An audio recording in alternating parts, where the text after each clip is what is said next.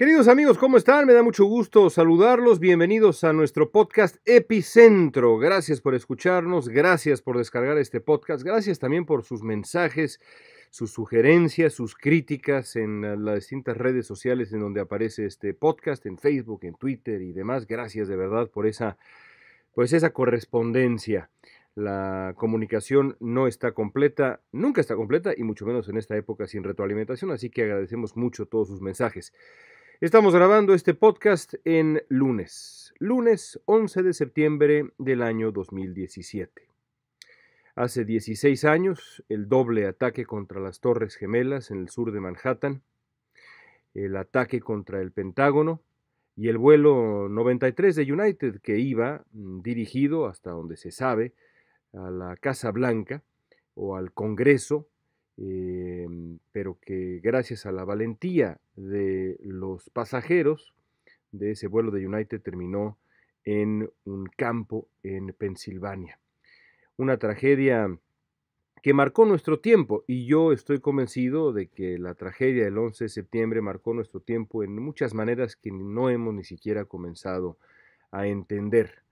Para este aniversario del 11 de septiembre, regresé a algunas lecturas que había yo hecho tiempo atrás sobre Al Qaeda, sobre Osama Bin Laden, sobre la intención del líder terrorista, y no solamente de él, sino de su segundo de a bordo, Ayman al-Zawahiri, un médico egipcio, y la estructura de Al Qaeda en general, porque me parece que en estos tiempos, en los tiempos de Donald Trump, es más interesante que nunca quizá analizar exactamente qué pretendía hacer Osama Bin Laden con los ataques del 11 de septiembre.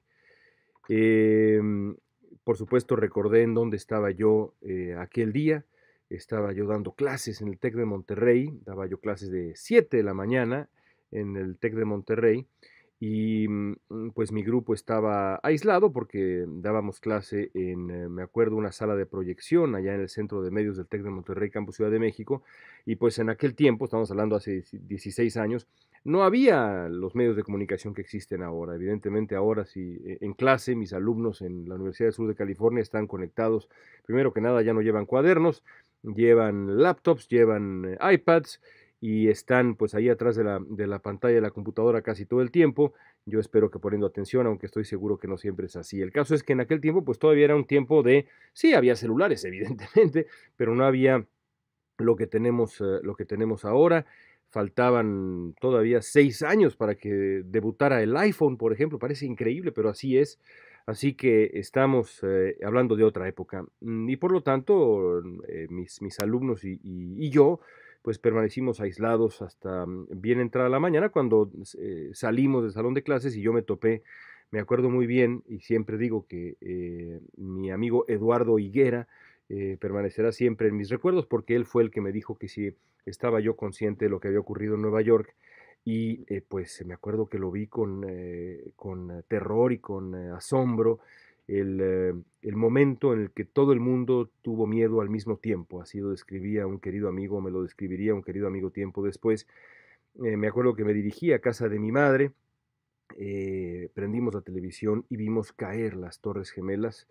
Para mí, y esto es, digamos, una nota eminentemente personal, pero para mí fue un shock, porque había yo vivido ahí apenas apenas unos meses antes. Yo me había graduado de la Universidad de Nueva York en mayo del 2001, y apenas unos meses antes, durante el año 2000, había yo vivido en un departamento pequeño cerca de las Torres Gemelas, en el famoso Battery Park, en esa zona, más o menos cerca de Tribeca, en Manhattan. Y cada día que salía yo del metro, en la calle Chambers, caminaba yo, y me acuerdo haber visto las Torres Gemelas todas las noches durante meses y meses, siendo yo un estudiante de maestría en la Universidad de Nueva York.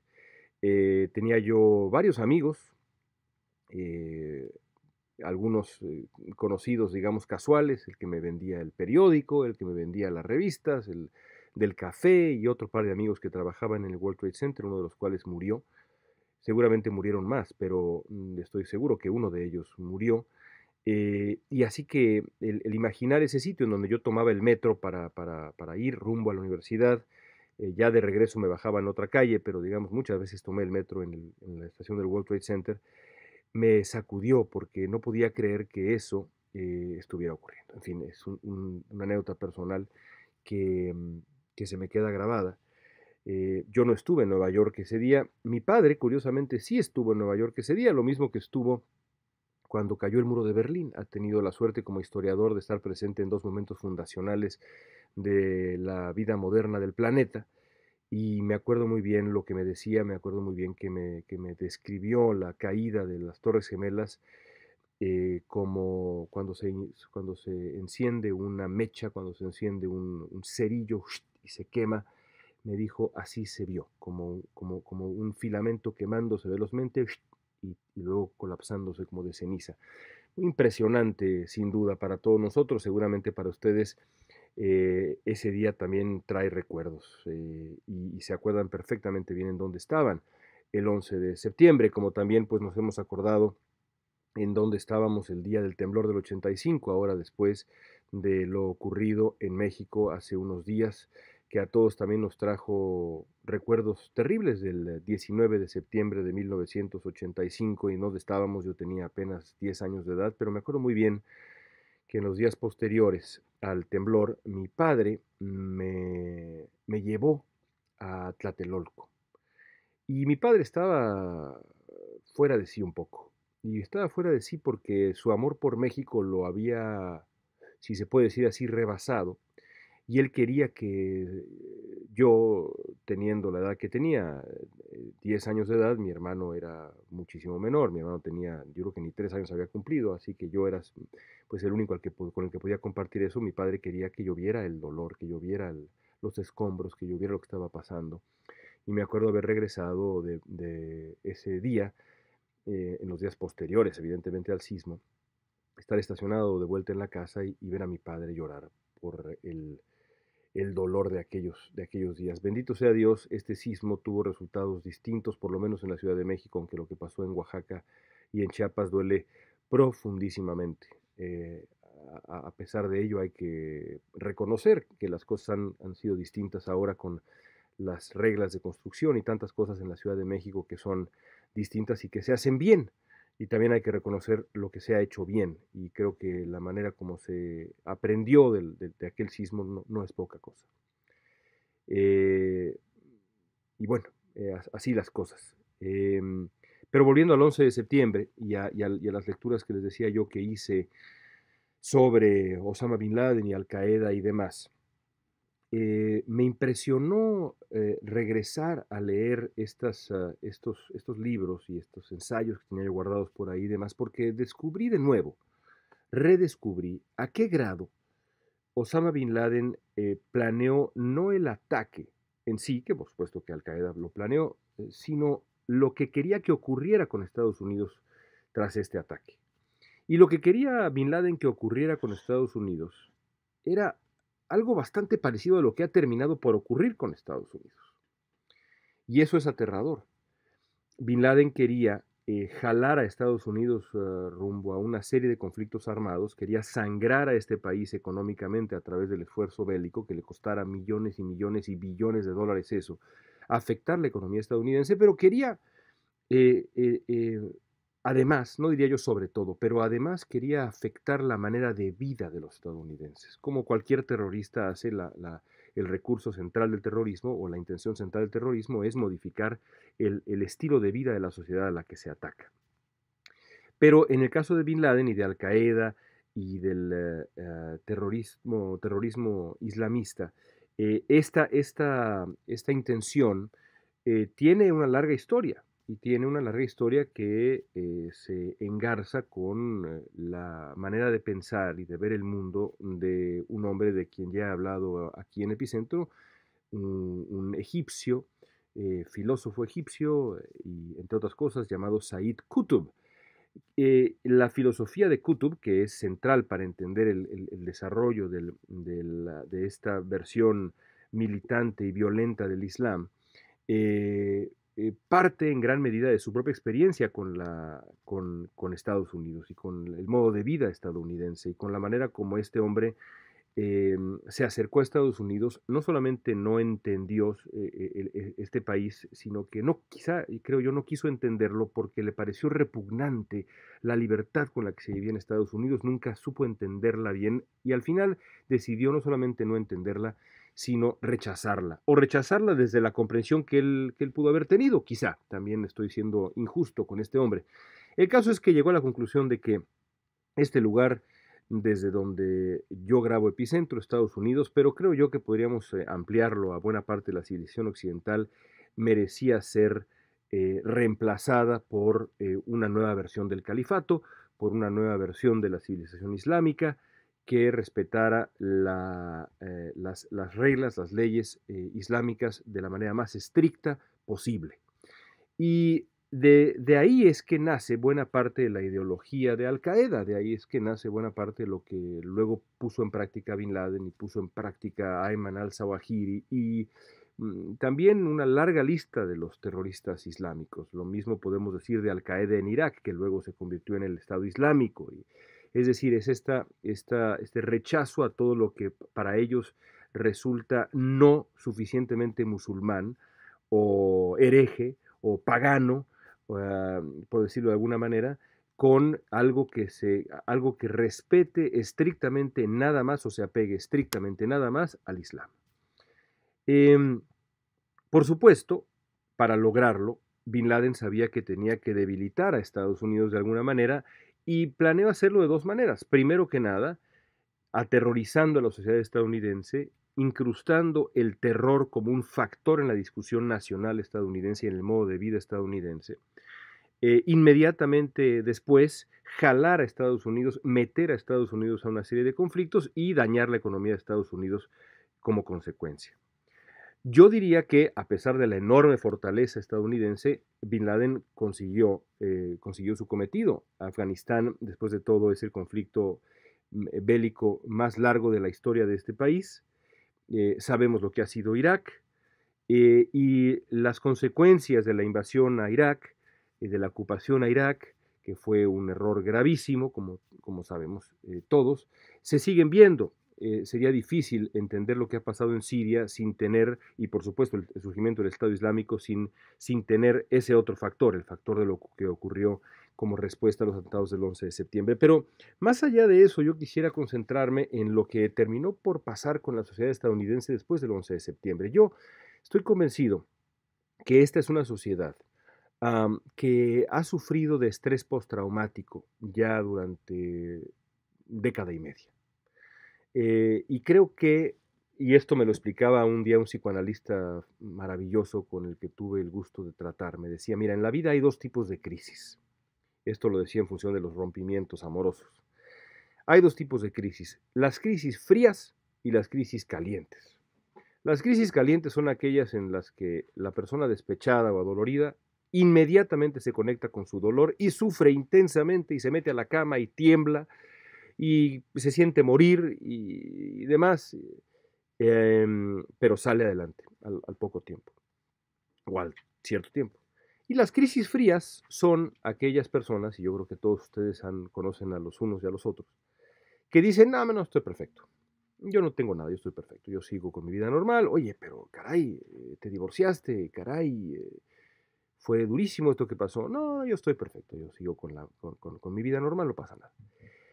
Estoy convencido de que Estados Unidos vivió una crisis fría y la sigue viviendo, pero que las consecuencias del ataque del 11 de septiembre, además la manera como se dio, en dónde se dio y todo lo que hemos ido conociendo, la reacción posterior, mucho más caliente de lo que hizo George W. Bush y demás. Todo eso ha ido acumulando una serie de gran trauma, una suerte de gran trauma en la sociedad de este país.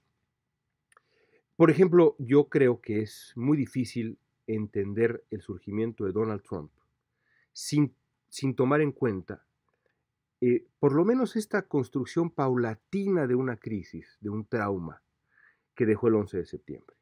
Porque el nativismo estadounidense, el nativismo en su versión más moderna, por supuesto que se explica desde la angustia económica, por supuesto que sí, y la angustia cultural también. y esta suerte de gran cambio demográfico que está ocurriendo en donde las minorías se están volviendo mayorías, todo eso es verdad. Pero creo que también se explica desde lo ocurrido el 11 de septiembre del 2001. La idea de que Estados Unidos es una nación atacada, es una nación eh, asediada, es una noción que no es nueva, pero que creo yo crece, se desarrolla y explota en gran medida cuando el discurso nativista se ve justificado y el discurso de aquellos que dicen que Estados Unidos es en efecto una suerte de isla que está siendo sitiada por una lista de enemigos que quieren atacarla, se ve justificada cuando ocurre el 11 de septiembre. Yo creo que el discurso de la exclusión, el discurso del rechazo a lo diferente, el rechazo a los diferentes, el veto de viajes, todo esto que conocemos eh, no se podría explicar sin el 11 de septiembre, pero no nada más porque el 11 de septiembre cambió las reglas de la seguridad en los aeropuertos y las líneas aéreas y todo lo que ya sabemos cómo nos cambió la vida el terrorismo, sino porque afectó la seguridad de este país. La seguridad no en cuanto a la seguridad física, sino casi como lo que ocurre con alguien después de que vive un trauma. Por eso me refería yo al estrés postraumático, en donde queda una secuela y queda un dolor y queda una herida abierta psicológica que permanece ahí. Y eso genera, por supuesto, tiene consecuencias, eso genera situaciones imprevistas de otra manera. Y creo yo que este Estados Unidos, el Estados Unidos de Donald Trump, el Estados Unidos rabiosamente nativista, es producto directo de el 11 de septiembre. Por eso yo sostengo, y lo hice en una pieza que publiqué hace un tiempo en el Universal, y lo he dicho en otras ocasiones, que cuando vemos la historia, eh, en cierto sentido habría que concluir que Osama Bin Laden ganó. Es terrible decirlo, es terrible suponerlo, es terrible asegurarlo, pero yo creo que en cierto sentido Osama Bin Laden ha ganado. Eh, a pesar de que murió, su idea, su proyecto maligno, brutal, violento, de asalto a la identidad estadounidense, de erosión de los mejores ángeles de la sociedad estadounidense, de transformar este país seguro, gallardo, con su lado oscuro indudablemente, y lo hemos dicho muchas veces aquí, así que no tengo que repetirlo, pero el lado más virtuoso de Estados Unidos, darle directamente en la línea de flotación para que poco a poco ese Estados Unidos seguro que enfrenta al mundo, abierto al mundo, ese Estados Unidos se fuera hundiendo y surgiera de las aguas esta otra figura espinosa, excluyente, violenta, sería sin duda un triunfo para Bin Laden y estoy seguro de que él lo asumiría así. Y prueba de ello son muchas cosas que ocurren. Prueba de ello el resurgimiento del supremacismo blanco y tantas otras cosas. Me despido con la reflexión siguiente. Hace 3 días, un querido amigo mío que creció en el Bronx, en Nueva York, en un barrio de clase media de Nueva York, eh, toda su vida, me envió una foto por WhatsApp y me decía uh, que sus padres habían vivido en ese lugar donde él mismo había crecido 35 años o 40 años y habían vivido rodeados de vecinos de toda índole, afroamericanos, latinos crecientemente y bueno, una comunidad, ellos son judíos, una comunidad judía también, y que se habían sentido, dado que Nueva York es además pues, uno de los bastiones progresistas, liberales y demás, como ocurre en buena parte de las costas en Estados Unidos, por lo menos el noreste y todo el oeste, el noreste y todo el oeste de Estados Unidos, a salvo. Y entonces me manda una fotografía y me dice, ayer, después de 40 años o 35 años de vivir ahí, mis padres despertaron con esto en su puerta. Y alguien pintó en la puerta de los padres de mi amigo, un señores de 70 y tantos años de edad, la palabra judío en inglés, Jew. con spray, ¿no? Negro. Y estaba mi amigo de verdad profundamente lastimado y aterrado, y aterrado. Y me dijo, me imagino lo que debe ser para ti como inmigrante mexicano y también judío, a pesar de que yo crecí en una casa en donde mi madre era y es católica y mi padre era y es judío. Yo me considero ambas cosas y por supuesto, si me preguntaran qué soy, yo diría que parte de mi identidad sin duda es la identidad judía y con gran, gran orgullo. Y en momentos así de asedio y de ataque contra la identidad judía, con mucha mayor razón. Y le dije, sí, en efecto, es complicado, pero me gustó lo que me dijo después él. Y me dijo, esta es la gran prueba. Es la gran prueba, en cierto sentido, es la mayor prueba a la que se ha sometido este país en casi toda su historia y debe demostrar que el lado incluyente, abierto, virtuoso, se va a imponer a ese lado excluyente, nativista y maligno, tóxico. Y en esas estamos. 16 años después del 11 de septiembre, Estados Unidos se debate para tratar de definir si le concede o no la victoria a ese hombre que hoy está en el fondo del océano, pero cuya obra maligna sigue sometiéndonos a la era del terrorismo. Amigos, gracias por estar con nosotros. Un abrazo para todos ustedes y regresamos con un nuevo epicentro la próxima semana.